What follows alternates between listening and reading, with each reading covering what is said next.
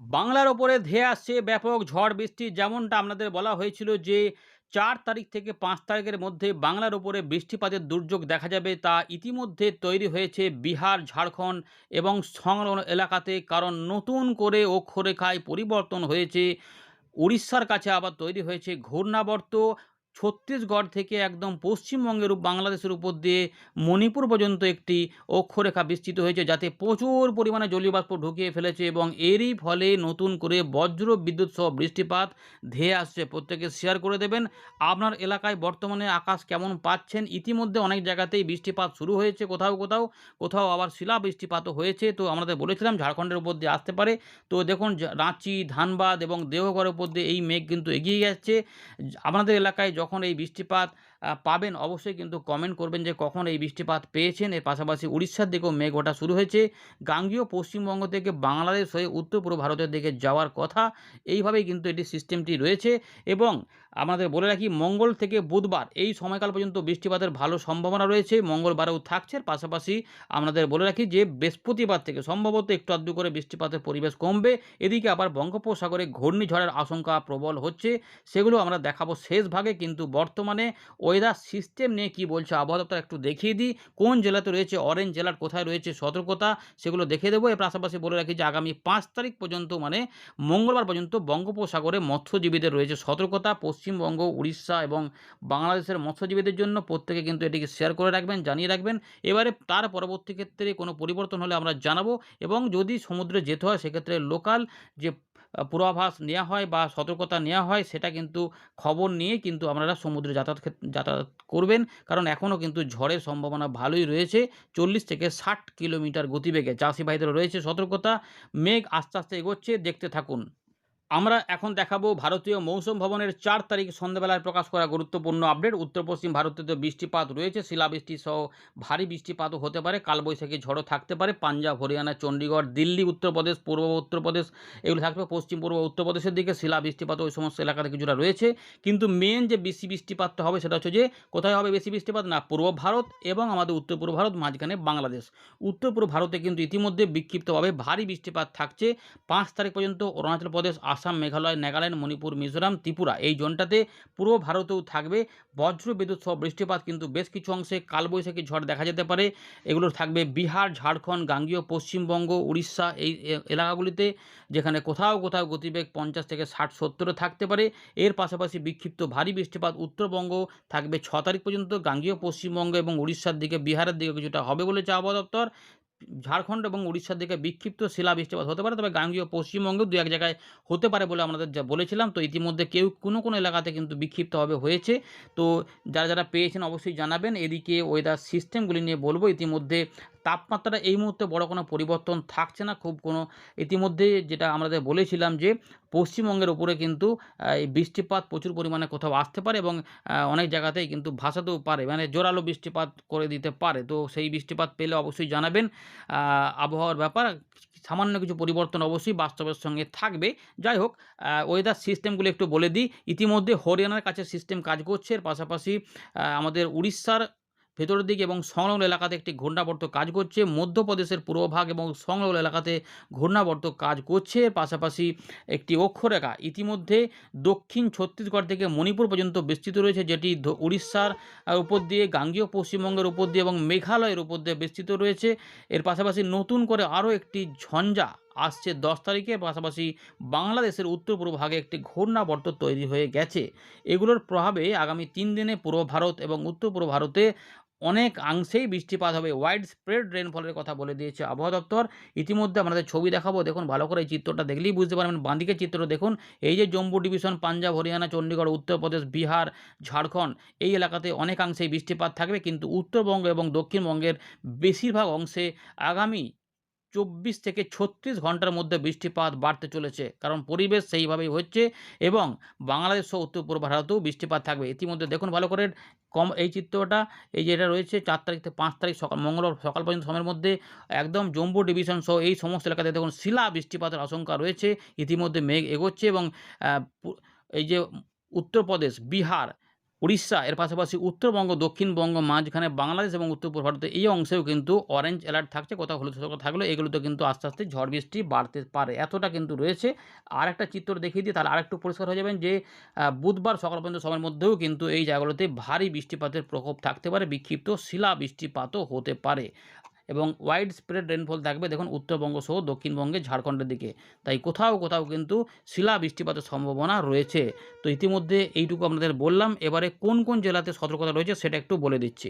দেখুন বন্ধুরা, ইতিমধ্যে ৪ তারিখ থেকে ৫ তারিখের মধ্যে যে সম্ভাবনা রয়েছে উত্তরবঙ্গের দার্জিলিং নেই, আ কালিম্পং, আলিপুরদুয়ার এবং কোচবিহারে হতে পারে ভারী বৃষ্টিপাত।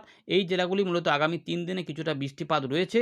আ তুলনামূলক ভালো উত্তরবঙ্গে, তবে উত্তর দক্ষিণ দিনাজপুর, মালদা এদিকেও বৃষ্টিপাতের প্রকোপ থাকবে এবং ভালো করে দেখুন ভারী বৃষ্টিপাত হতে পারে বর্ধমান, হুগলির দিকে এখানে বলা রয়েছে এবং এই জায়গাগুলোতে কিন্তু অরেঞ্জ অ্যালার্ট জারি করা রয়েছে। ঝাড়খণ্ডের দিক থেকে মেঘ বৃষ্টি এগিয়ে যাওয়ার ফলে এই জায়গাতে বৃষ্টিপাতের সম্ভাবনা। তো মঙ্গল থেকে বুধের মধ্যেও বীরভূম, পূর্ব বর্ধমান, নদিয়া এবং ২৪ পরগনার দিকে, উত্তর ২৪ পরগনার দিকে বৃষ্টিপাতের প্রবণতা একটু বেশি। এর পাশাপাশি উড়িষ্যার দিকে মেঘ উঠলে ঝাড়খণ্ড এবং ২ মেদিনীপুরের প্রকোপ হতে পারে। তবে গোটা দক্ষিণবঙ্গে বৃষ্টিপাতের সম্ভাবনা রয়েছে। ৭ তারিখ সকালবেলা পর্যন্ত ভালো সম্ভাবনা কিন্তু রয়েছে। তারপরে বৃষ্টিগুলো কমার সম্ভাবনাই থাকবে। ৭ তারিখ থেকেই পরিবর্তন দেখতে পাবেন। ৭ তারিখ থেকে ১০ এর মধ্যে বেশ কিছুটা বৃষ্টিপাত কমে যাবে। তবে বিক্ষিপ্ত বৃষ্টিপাত এক পশলা করে কোথাও, কোথাও ১-২ দিন ছাড়া, বা একদিন ছাড়া বা ওই দিনগুলিতে হতে পারে দক্ষিণবঙ্গের ওপরে।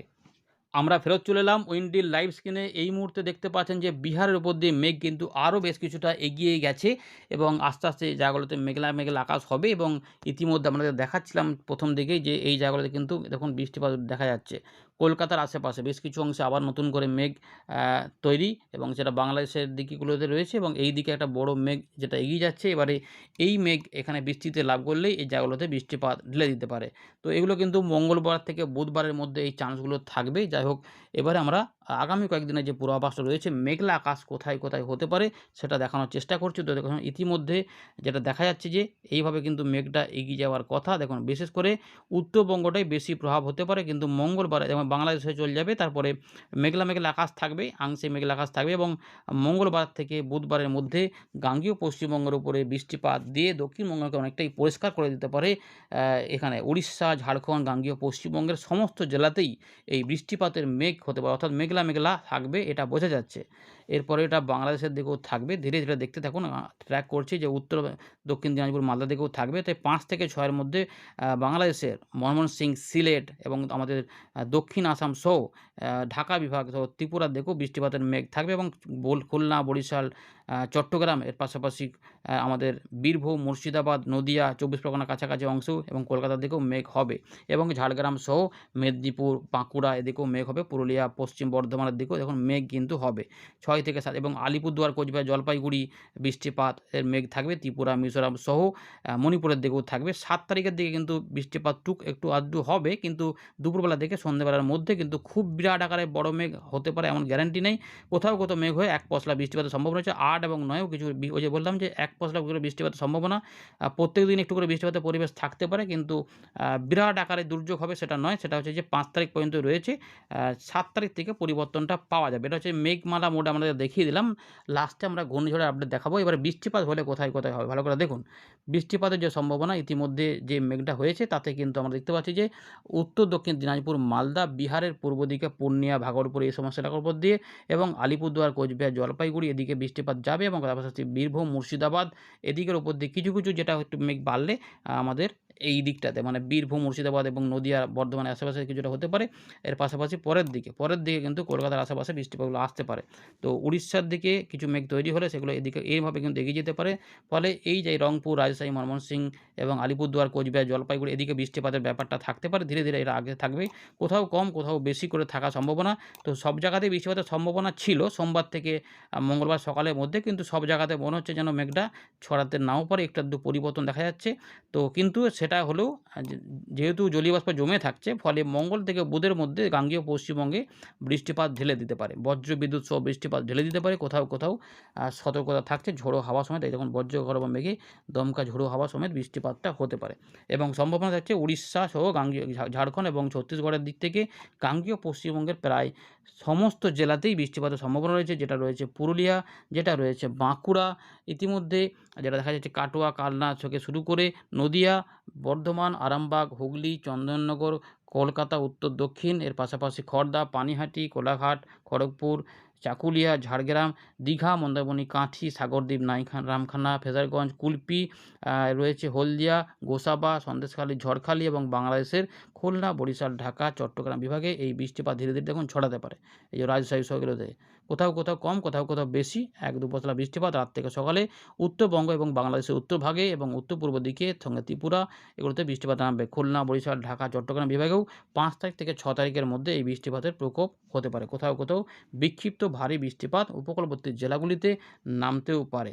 বীরভূম, মুর্শিদাবাদ, নদিয়া, কলকাতা, হাওড়া, হুগলি, ২৪ পরগনাতে বৃষ্টিপাত থাকবে। বাংলাদেশের খুলনা, বরিশাল থাকবে। আমরা দেখতে পাচ্ছি যে মেদিনীপুর সহ ঝাড়গ্রাম এগুলোতেও বৃষ্টিপাতটা তার মানে থাকছে। তো এইভাবে কিন্তু বৃষ্টিপাতটা এগিয়ে যাচ্ছে, তবে একটু অদল-বদল হচ্ছে আগের থেকে আপডেটে। কোথাও একটু বেশি কমা বাড়া করবে। পুরুলিয়া, পশ্চিম পূর্ব বর্ধমান সব দিকেই কিন্তু সম্ভাবনা এখনো রয়েছে। ৭ তারিখ পর্যন্ত সময়ের মধ্যে কিন্তু এই বৃষ্টিপাতের পরিবেশটা যেটা বৃষ্টি যে ব্যাপারটা সেটা কিন্তু এই সময়কালের মধ্যে জোরালো থাকবে। তারপরে একটু আধটু করে কমবে এবং দেখুন বিক্ষিপ্ত হবে ৭-৮ এর মধ্যে এই যে আমি যেটা দেখালাম মেঘলা, মেঘলা এই যে ১ পয়সা করে কোথাও, কোথাও বিক্ষিপ্ত হবে। হালকা, হালকা বৃষ্টিপাত দিয়ে দিতে পারে ১ বা ২ বার। এবার কিছু পরিবর্তন হলে আমরা জানাবো। যাই হোক মোটামুটি এটুকু দেখে নিলেন। এবারে আমরা যেটা দেখাবো যে ঘূর্ণিঝড়। ঘূর্ণিঝড়ের যে আপডেটটি রয়েছে দুটো মডেলে আপনাদের দেখিয়ে দিচ্ছি ইতিমধ্যে। ১০ তারিখ থেকে দেখে নেব বঙ্গোপসাগরে তৈরি হওয়ার প্রবল সম্ভাবনা কিন্তু রয়েছে। ইতিমধ্যে কোথায় তৈরি হবে দেখে নিন। আমরা দেখতে পাচ্ছি যে আপাতত এখানে দেখা যাচ্ছে যে ১৪ তারিখ ১৫ তারিখের দিকে ইসিএমডব্লিউ মডেল যেটা বলছে যে এখনও পর্যন্ত যে আরব সাগরের দিকে একটি ঘূর্ণিঝড় তৈরি হতে পারে। আরব সাগরের দিকে। আমরা আগের আপডেটে দেখছিলাম যে বঙ্গোপসাগরের দক্ষিণ-পশ্চিম ভাগে তারপরে এটা আরব সাগরে যাচ্ছিল। তো এইরকম একটা সম্ভাবনা দেখা যাচ্ছে। কিন্তু বঙ্গোপসাগরে দেখা যাচ্ছে না। যাই হোক এবার দেখি পরিবর্তন যেটা রয়েছে তার মানে একটা সিস্টেম তৈরি হবে বোঝা যাচ্ছে। এবারে জিএফএস মডেলটা একটু দেখে নেওয়া যাক। এখানে কি পাওয়া যাচ্ছে জিএফএস মডেলটা দেখলেই বোঝা যাবে ওখানে ওরা কি দিচ্ছে। তো এই মুহূর্তে যেটা আমরা দেখতে পাচ্ছি যে জিএফএস মডেলে কিন্তু কি পাওয়া যাচ্ছে, জিএফএস মডেল আবার একটু পরিবর্তন হয়েছে। এই মুহূর্তে দক্ষিণ পশ্চিম বঙ্গোপসাগর সংলগ্ন এলাকাতেই দেখা যাচ্ছে হতে পারে। তাহলে বঙ্গোপসাগরে হবে কি হবে না এই নিয়ে আমরা পরে আপডেট দেবো, কারণ এতে সম্ভবত পরিবর্তন বেশ কিছুটা আসবে। আপাতত পরিবর্তন হচ্ছে যে দক্ষিণ পশ্চিম বঙ্গোপসাগর সংলগ্ন এলাকাতেই হতে পারে দেখা যাচ্ছে এবং তামিলনাড়ু, অন্ধ্রপ্রদেশের দিকে এই মুহূর্তে ট্রেন্ডটা দেখাচ্ছে। তবে আপডেটে পরিবর্তন হবে আর মাঝে, মাঝে এতে পরিবর্তন আসছে। কারণ আমাদের এইখানের আপডেটে বেশ কিছু বৃষ্টিপাতের কিছু পরিবর্তন হয়ে যাচ্ছে। তাই আপাতত এইখানে ঘূর্ণিঝড়ের সম্ভাবনা দেখা যাচ্ছে। পরে কী হবে না হবে আমরা আলোচনা করব। আপাতত বড় আকারের এটা দেখা যাচ্ছে না। কিন্তু পরিবর্তন একটা আসছে সেটা দেখাবো পরবর্তী আপডেটগুলিতে। এই রয়েছে আপডেট। ধন্যবাদ।